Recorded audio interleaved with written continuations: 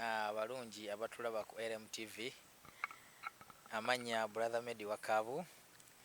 Nsanyuse nnyo kubanga munnoonyezaako kubanga tubako emboozi gye tuwaayamu. Mwebale. Yes, brother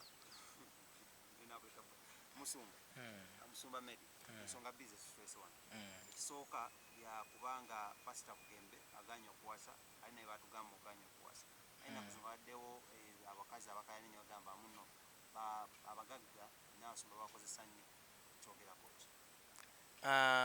Pastor Bugembe aganya okuwasa aganye. Pastor Bugembe aganya okuwasa. Nsonga kyolooza nga omusumba muno. Sijja kugamba nti nsonga bweti ne bwe kubanga omuntu waba aganye taba na nsonga.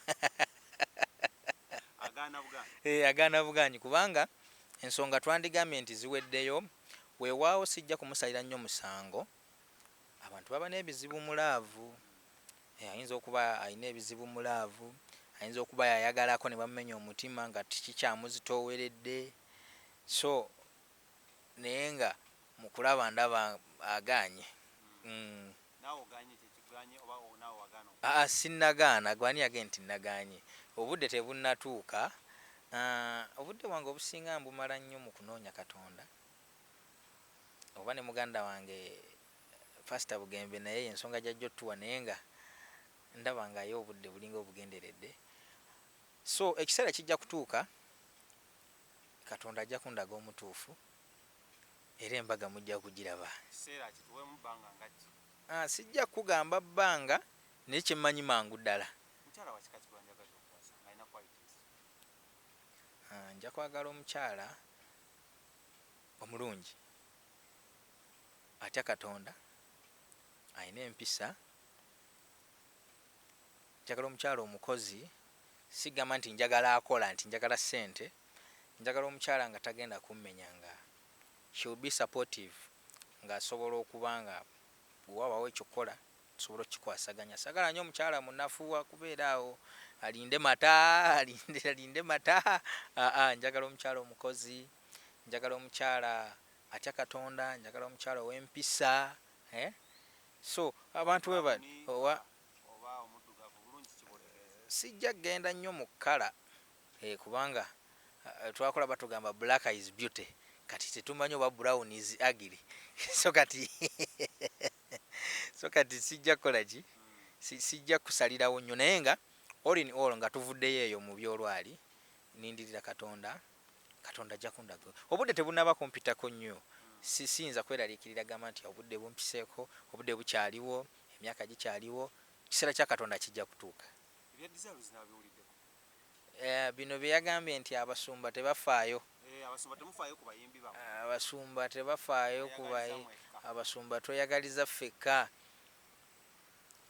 Ekisooka Desire si yo yandibadde agamba nti ye alumirirwa nnyo abayimbi ba gospel. Abayimbi bangi ba David Lutalo bayimbye, yadde bayimbira nsi naye n'aleetamuko akayimba ka Katonda. Ba Grace Nakimera bayimba, ayimbira nsi n'aleetamuko akayimba ka Katonda. Bangi radio yayimbanga n'aleetamuko akayimba ka Katonda.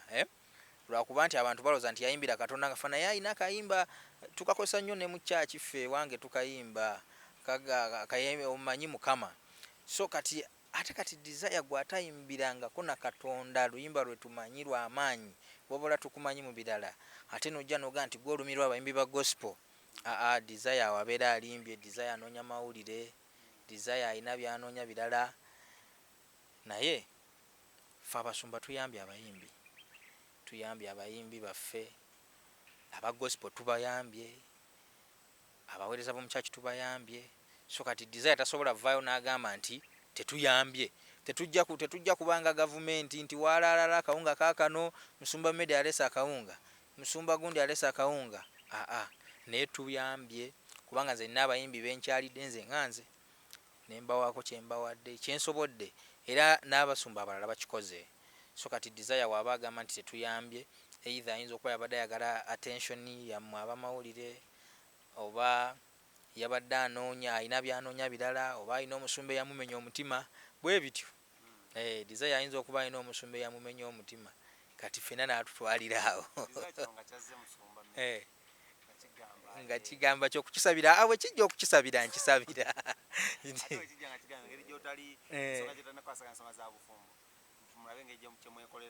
laba omuzimu ogulamuza future yange ate gosese kubanga eriyo ekintu kyolaba nga mu butuufu sitaani yazze. Si kye ŋŋambye, ŋŋambye nti eriyo ekintu kyolaba nga sitaani yazze.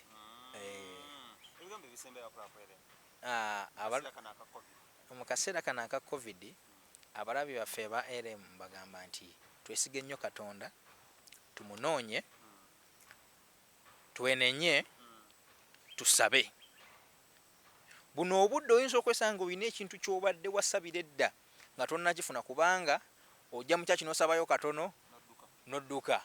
Naye buno obudde nga tolinakyo togamba nti ŋŋenda kukeerako mulimu, togamba nti ate mukama wange ankubidde. Tubuwe nnyo Katonda, tubuwe nnyo Katonda, tumunoonye, twenenye, tusabe, Katonda agenda kudda gye tuli. Kubanga Bayibuli etugamba nti waliwo mu by'omu mirembe eno embeera eriwo Bayibuli egyogerako, naye Katonda atutuma kugenda twenenye, n'agamba nti we tuneetowaza ajja kukola ki? Ajja kudda gye tuli. So kati abalabi baffe mbagamba nti buno obudde babukozese okunoonya Katonda, ate era bagoberere ebiragiro bya gavumenti byekola ki? Byetuwa. Kubanga obwo obukulembeze Katonda yakola ki? Yabuteekawo, era Katonda yabalungamya ku ki? Ekyotukulembera n'okutukuuma. Nga we tunoonya Katonda, tubeere ewaka, tunaabe engalo, tetugenda nnyo mu bifo nga tolinayo nnyo kyamaanyi kyoyagalayo, twewale nnyo abantu. Ogamba omuntu tonsemberera nga gavumenti weetugamba, tujja kulaba ng'ekirwadde tukirwanyisizza mu mbeera eyo. Weewaawo embeera etunyiga, oli ajja kugamba nti sina kyakulya, sina kiri, sina kiri. Bwe tunaaba nga twesize Katonda ekyokola tekijja kubula.